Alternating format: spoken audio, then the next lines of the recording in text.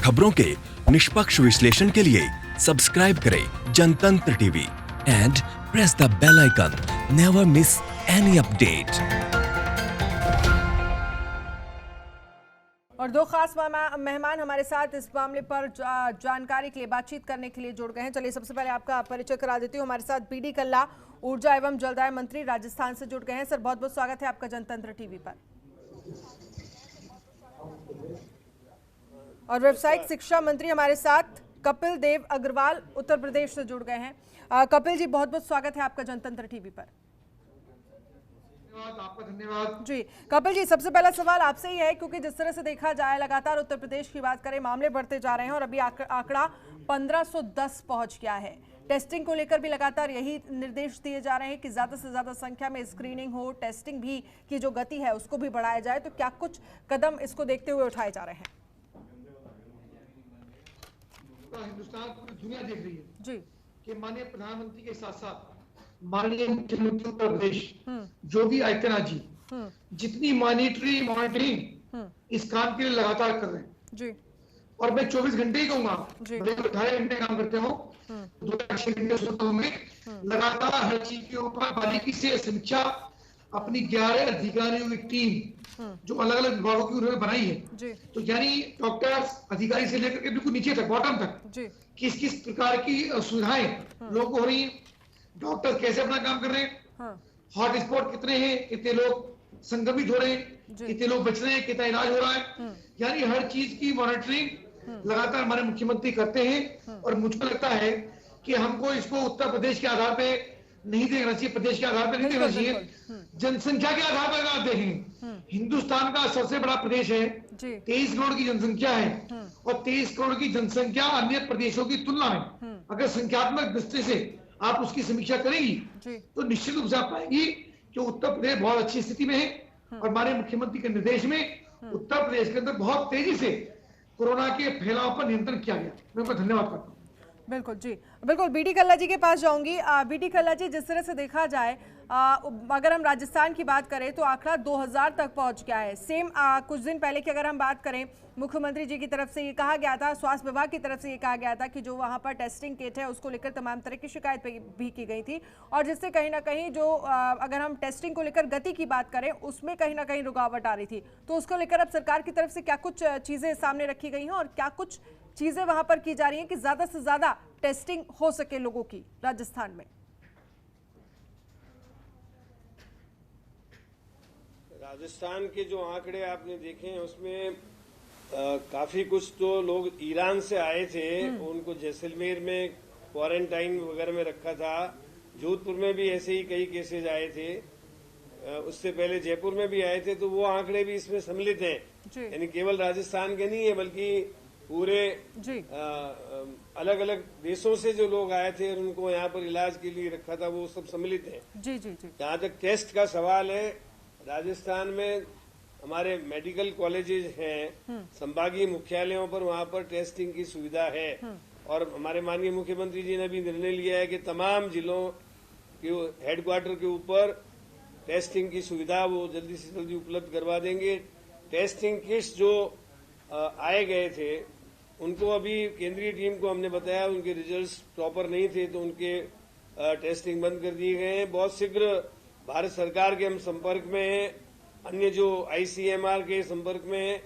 जो जैसे जैसे किट्स मिलेंगे हम टेस्ट की सुविधाएं और बढ़ाएंगे। लेकिन मैं आपको खास तौर से ये बताना चाहता हूं कि राजस्थान में जो कोरोना संक्रमित लोग आए थे उनमें ठीक होने वालों की संख्या सबसे अधिक है राजस्थान की, हिंदुस्तान में जी। और उसके बाद कोरोना को आगे फैलने नहीं दिया जा रहा है। जगह जगह हमने कर्फ्यू लगा रखे हैं, लॉकडाउन पूरे प्रदेश में लागू कर रखा है और हमारी ये कोशिश है कि आने वाले 15 दिनों के अंदर अंदर हम कोरोना को पूर्ण रूप से नियंत्रित कर पाएंगे। 22,000 से भी ऊपर हो चुका है लगभग आंकड़ा, और इसको लेकर बातचीत करने के लिए हमसे हमारे साथ उत्तर प्रदेश से भी व्यावसायिक शिक्षा मंत्री कपिल देव अग्रवाल जुड़े हैं, और साथ ही राजस्थान की बात करें तो बीडी कल्ला जी हमारे साथ जुड़े हुए हैं।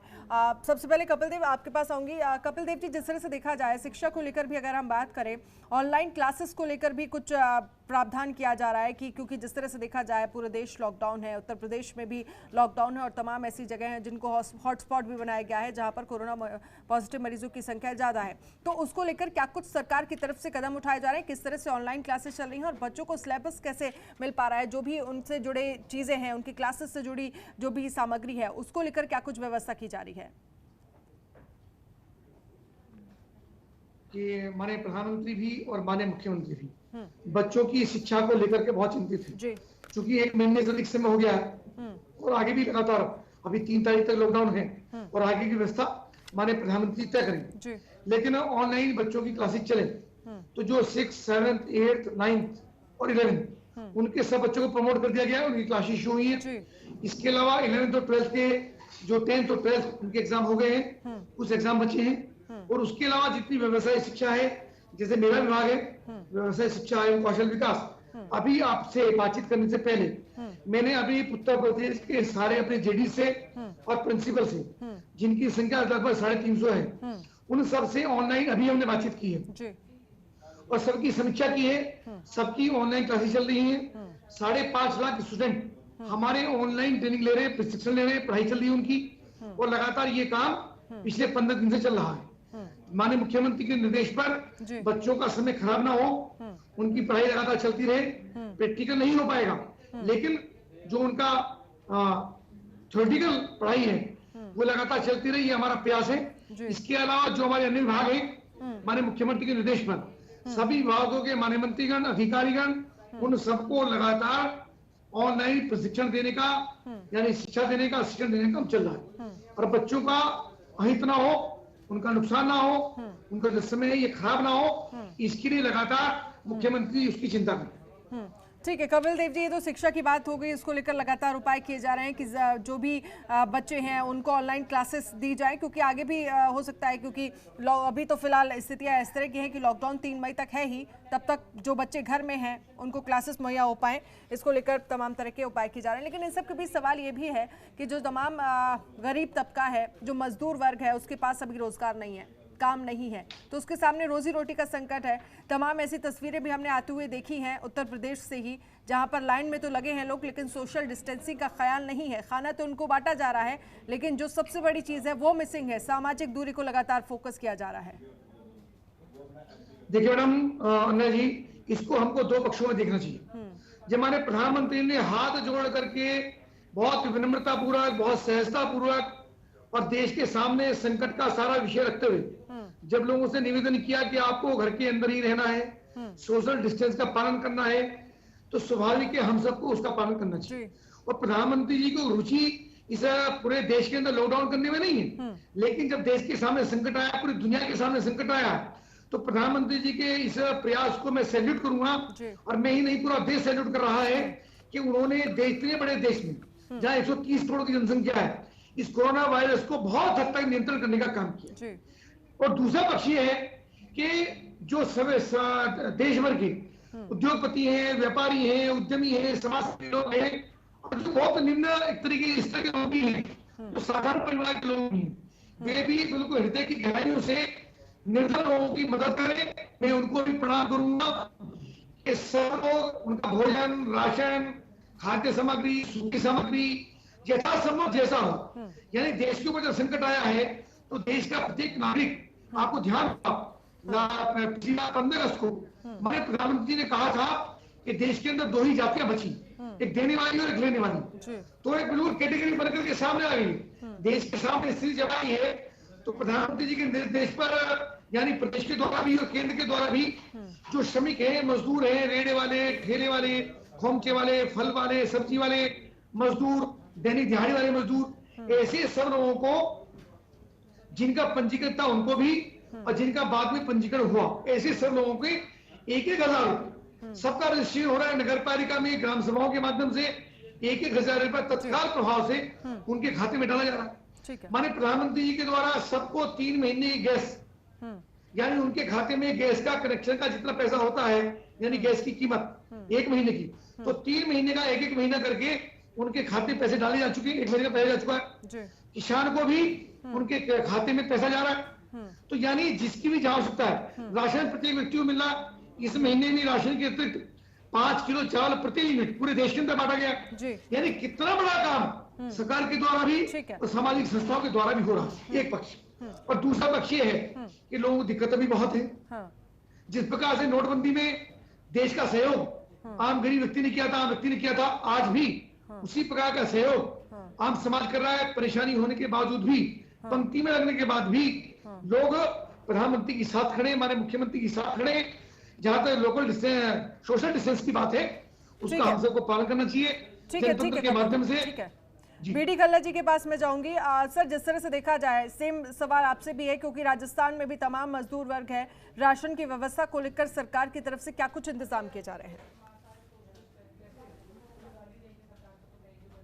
ये हमारे यहाँ जो लोग बीपीएल परिवार के लोग हैं और खाद्य सुरक्षा योजना के अंतर्गत जो लोग आते हैं, उनको शुरू में 5 किलो अनाज पर पर्सन दिया गया था और अभी 15 अप्रैल से फिर 5 किलो अनाज पर पर्सन उनको देना शुरू कर दिया है। इसके अलावा जो पेंशनधारी लोग हैं, विधवा, विकलांग, वृद्धावस्था, उनके खातों में 2-2 महीने की पेंशन डाल दी गई है। इसके अलावा जो दिहाड़ी मजदूर और जो दैनिक काम करने वाले लोग, जैसे रिक्शे वाले, ठेले वाले, खोमचे वाले अथवा दिहाड़ी पे काम करने वाले जो लोग हैं, उनके खातों में 2,500 रुपये दिए गए हैं।